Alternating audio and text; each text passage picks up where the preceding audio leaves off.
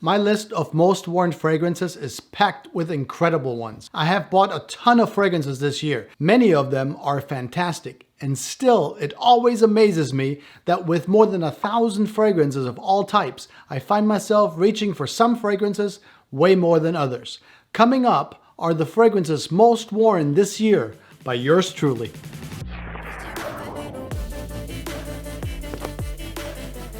Every year, this lineup changes a little bit, depending on the new releases and some rediscovered older fragrances. At this point in my fragrance journey, I only really purchase new releases if I really like them, and I get some older ones mostly because I want them to be in my collection. Some of the fragrances have been a staple in my permanent rotation, if you want to call it that, even though I don't really rotate my fragrances. I'm more of an emotional fragrance enthusiast. I walk into my fragrance room and start smelling what I think I might like this day. It is quite possible for me to wear a fragrance designed for winter in the summer and vice versa.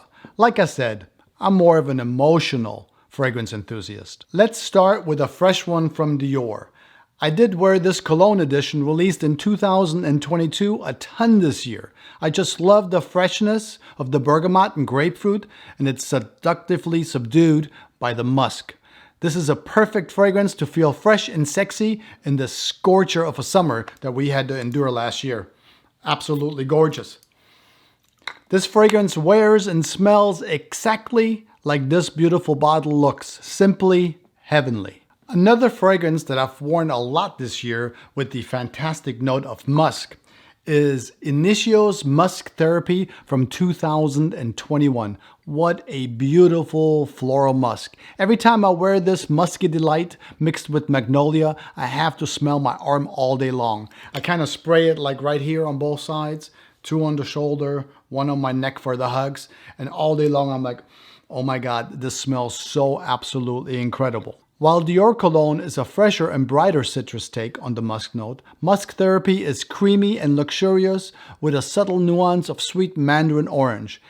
Now this one doesn't project all that much, but it lasts all day. And to me, this one is 100% unisex, perfect for the office and anything that may come after. Initio's Musk Therapy is calm and beautiful, almost as chill as Replica's Coffee Break by Maison Margiela. I've been wearing this one a lot. Coffee Break has been around since 2019. It was created by Jacques Cavalier. Think frothy milk coffee with a slight sense of lavender surrounded by bright woody nuances. This one is not as heavy and creamy like, a warm vanilla gourmand fragrance, but rather like the bright, friendly, and fragrant sillage of a person walking by a coffee shop. Absolutely gorgeous fragrance if you like the note of coffee. I have quite a few fragrances that I wore a lot this year. It is probably a good idea for you to get settled in and get comfortable for a few minutes and spend some time with me, as I'm truly happy that you're here with me. You might even want to subscribe for more fragrance content. But you know what? I'll leave that up entirely to you. Either way, I'm happy that you are here now. Parfums de Marly also has a friendly one that I've been wearing a lot this year, and it is Greenly, and it has been around since the year 2020, and sports the note of green apple, mandarin orange, and of course the note of bergamot. What makes Greenly so special is the pomerose note, which is a synthetic note giving Greenly a slight fruity nuance. Altogether, Greenly is an apple fragrance that has a sparkle to it, and just enough musk and oak moss to give it sufficient depth. Greenly is a fresh, happily and sparkly green apple fragrance that is a pure joy to wear. I wore a ton of it this year. Since we are at Parfums de Marly, I have to mention another one that is really exceptional. It is Haultain, released in 2021. Some of the top notes of this one are going to be clary sage, lavender, and bergamot. It also has a note of praline, which rather comes in quickly, and it's sort of seduced by some soft saffron. This one also has agarwood or oud, which is kept at bay by a little bit of a cedar. There's not much else to say about this chocolate oud, except for the fact that I really love this aromatic floral one. It is absolutely one of my favorite fragrances that I've been wearing all year long, except when I wanted to be a little bit more green with a touch of nostalgia. Then I opt for Oud for Happiness from Initio, also released in 2021. Oud for Happiness is the younger brother of Oud for Greatness of 2018. I know, Oud for Greatness smells like Haltane. True. Yes, they are similar, and I will do a comparison at some point in the future. However, Oud for Happiness is different due to the licorice and green herbal notes. If Oud for Greatness would have been created in the 80s, this is what it would have smelled like. Although it isn't quite as loud as most of the 80s fragrances, this initio almost does, but not quite, have the longevity and projection of an 80s fragrance. Oud for Happiness is a spicy vanilla citrus with some green oud. I've been wearing this one a lot this year when I want an oud fragrance with a bit of nostalgia. There are a lot of fragrances that I have worn a lot this year that are newer. One of them is Boss Bottled Elixir. Without a doubt, one of the best releases of 2023, considering that Boss Bottled has a lot of flankers and all of them are pretty good. This one could have totally started its own fragrance line. This Boss Bottled Elixir has a yesteryear maturity that I'm sure will be worn for years to come. It has some balsamic resins combined with some cardamom, some patchouli. I mean, let's go. Just add some deep labdanum and you have a fragrance that is not like anything else that has released this year. Hugo Boss took a gamble with this one and I think it'll pay off.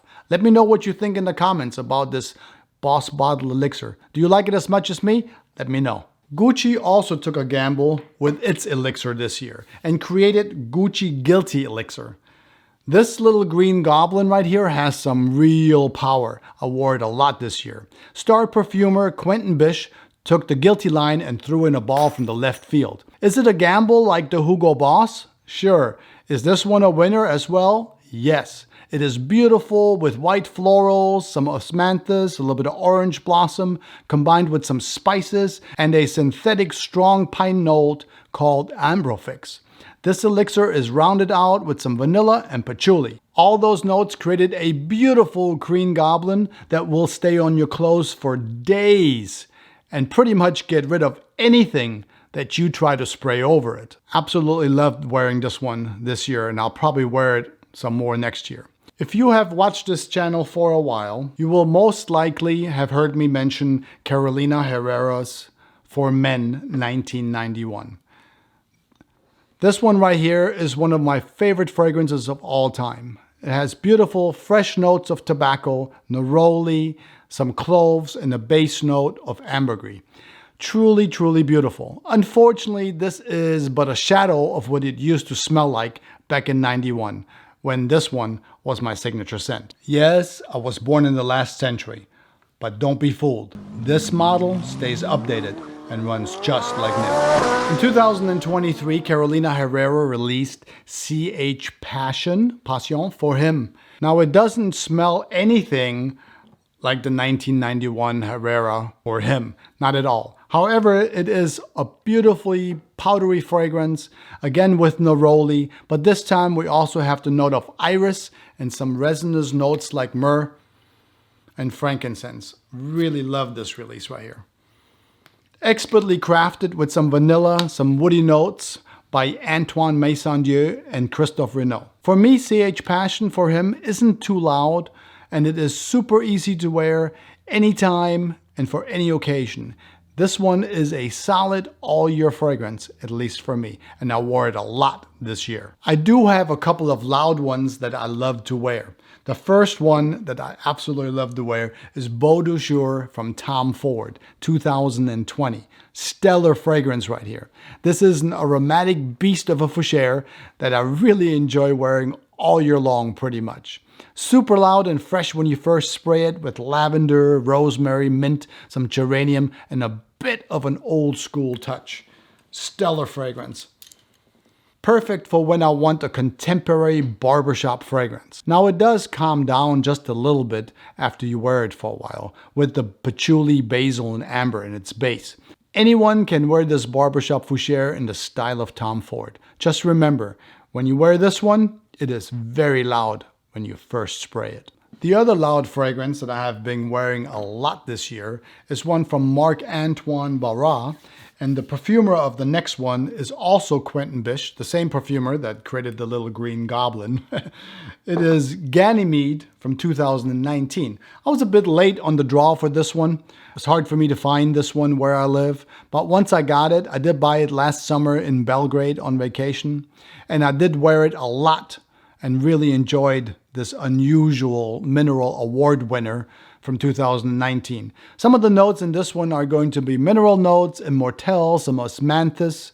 And after wearing this one for a few days, I realized it makes me nose blind, which made me want to reapply it over and over. But I can assure you that this one right here does not need to be reapplied, as you will get compliments.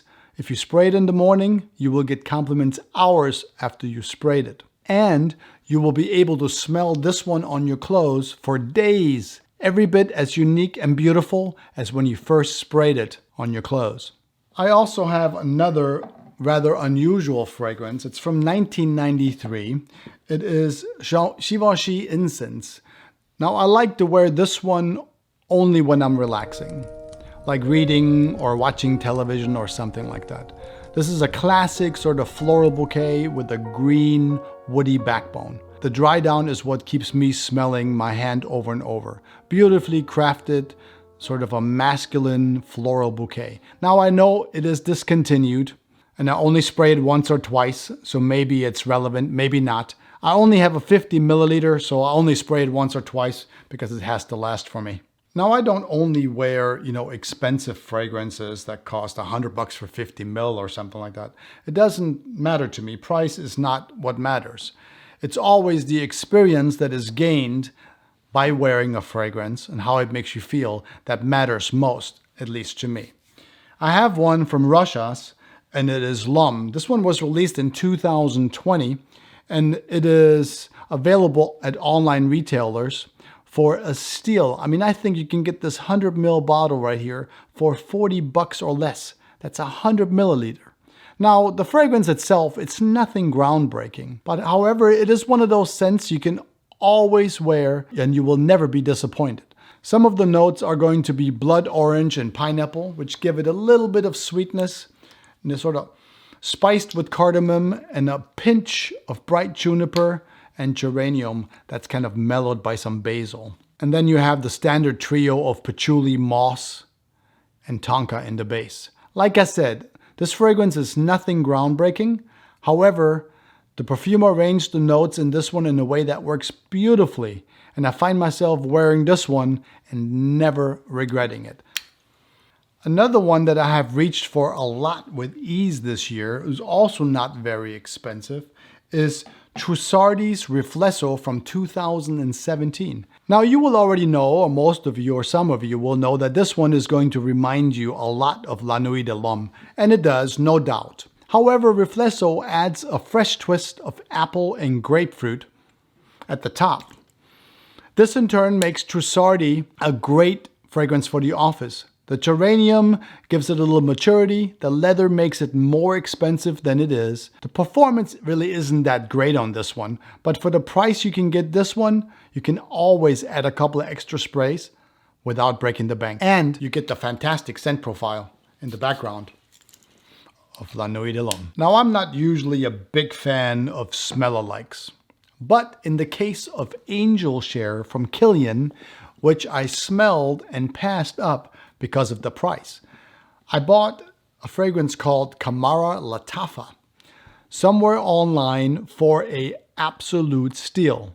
Now, I didn't expect too much, and I also do not know how close it actually is to Angel Share, since I only smelled it once in passing. But I have to say, I like it for those cold days when you want some comfort, when I want to be reminded of my grandmother when she used to bake. You know, like the smells of chocolate, pralines, dried dates, nutmeg, cinnamon, vanilla, and all those wonderful smells that she used when she was baking cookies that sort of permeated my grandmother's house. How wonderful were those times. And this one always takes me right there. Like I said, I'm more of an emotional fragrance enthusiast, And this Latafa is worth the price, if nothing else than just for the memories alone. I hope you enjoyed the fragrances that I wore most this year. Don't forget to like and subscribe for more fragrance content. Remember, our fragrance journey begins with but one single scent. Thanks for watching. Take good care of yourself. Always smell nice. And I will talk to you